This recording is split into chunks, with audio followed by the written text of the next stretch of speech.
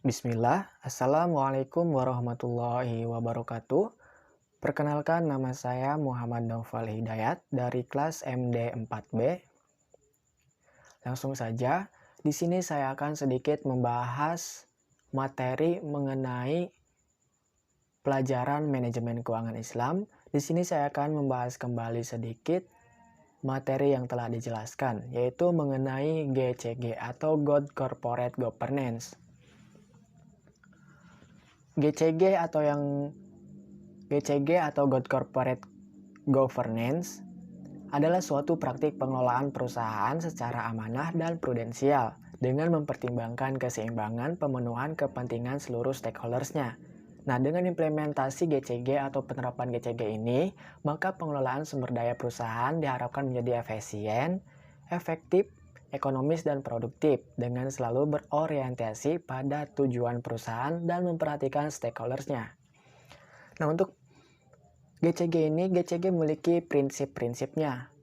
Nah, untuk mewujudkan konsep dan penerapan Good Corporate Governance ini, yang agar lebih efisien dan efektif, maka dibutuhkan 5 konsep yang harus dilaksanakan. Nah, untuk konsep yang pertama yaitu transparansi atau transparan. Nah, ini adalah salah satu konsep yang sangatlah penting dan vital. Karena apa?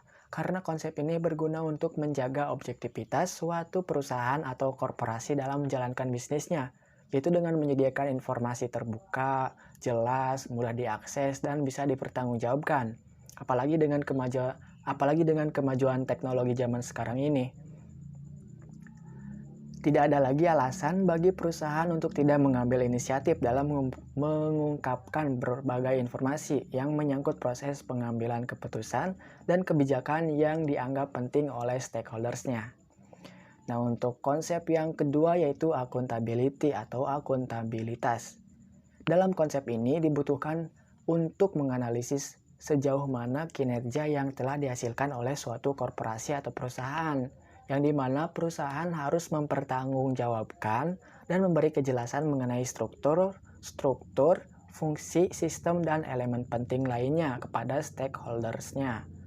Dan juga menjelaskan segala pertanyaan yang diajukan oleh stakeholders terhadap hasil pencapaian perusahaan. Nah, untuk konsep yang ketiga atau prinsip yang ketiga yaitu responsibility atau pertanggungjawaban. Nah, dalam konsep ini menuntut perusahaan untuk patuh terhadap regulasi dan peraturan yang berlaku seperti masalah pajak, hubungan industrial, menjaga lingkungan agar tetap kondusif, dan masih banyak yang lainnya.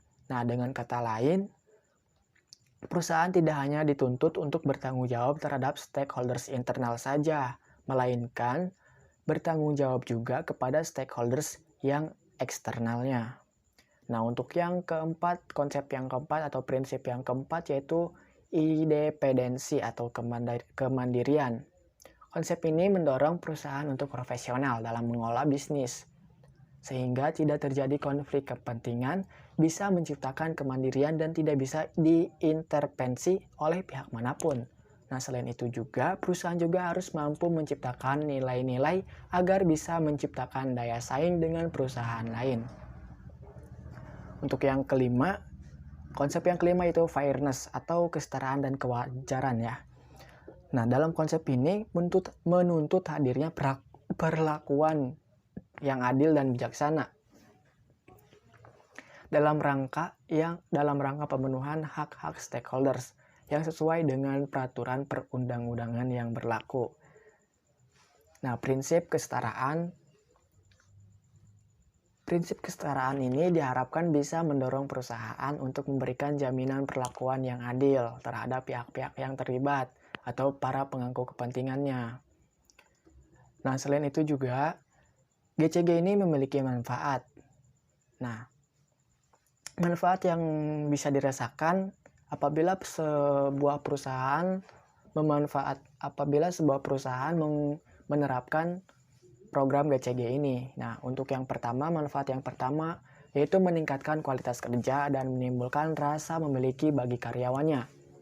Untuk yang kedua, neraca keuangan perusahaan menjadi lebih baik.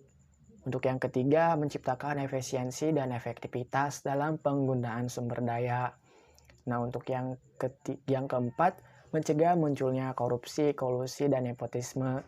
Dan untuk yang kelima, meningkatnya nilai perusahaan. Nah, untuk selanjutnya yaitu tujuan dari penerapan GCG ini. Selain itu juga, GCG juga memiliki tujuan. Nah, tujuan yang diterapkan oleh GCG yaitu yang pertama, yaitu memaksimalkan potensi perusahaan untuk menciptakan value added sehingga memiliki kemampuan daya saing yang baik terhadap dunia bisnis. Yang kedua yaitu mendorong perusahaan untuk mengelola bisnis dengan profesional, memanfaatkan sumber daya secara efisien sehingga tujuan perusahaan bisa tercapai secara efektif. Untuk yang ketiga yaitu meningkatkan kesadaran perusahaan untuk melaksanakan tanggung jawab sosial dan terlibat langsung dalam menjaga lingkungan sekitarnya. Yang keempat yaitu mendorong perusahaan untuk berkontribusi lebih terhadap perekonomian nasional dan meningkatkan iklim dunia bisnis yang kondusif sehingga berdampak pada peningkatan nilai investasi perusahaan. Selain itu juga, dalam menegakkan Good Corporate Governance atau GCG, ada beberapa syarat yang harus dilakukan. Nah, syarat yang pertama untuk menegakkan GCG ini yaitu budaya perusahaan. Yang kedua yaitu kode etik. Yang ketiga itu human capital yang kompeten. Dan yang keempat adanya keyakinan bahwa GCG dimulai dari individu kemudian organisasi. Nah, mungkin hanya segitu aja pembahasan dari saya mengenai materi GCG. Kurang lebihnya mohon maaf. Wabillahi taufiq wal hidayah. Wassalamualaikum warahmatullahi wabarakatuh.